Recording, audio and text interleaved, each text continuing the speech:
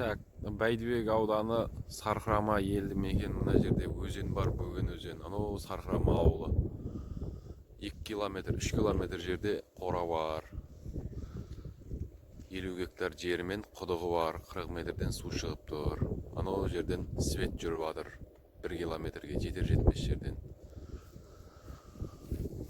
Жайылымы бәрі жақсы. Полный дала. 3 бөлмелі времянкісі бар. 1 жыл болды.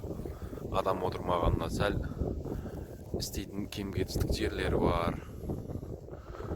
Құдығыны астауларын реттеп қою керек. Мына жерге былай фундамент құйғанбыз. Келешек жалғастырып соғамыз деп.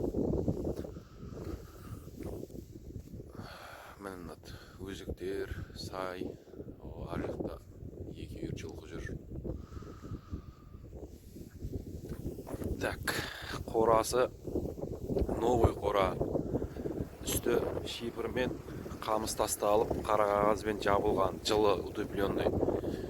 Алды шлакоблок қосқанбыз. Арт жағын новый қыштан соғылған қора. 40-қа 12.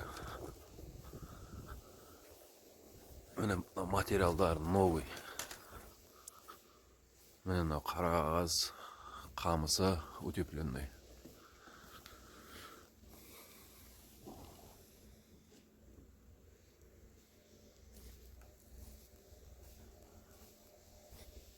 Мына жақтан андай бөлек бір қорасымен бары тап-таза болып тұр.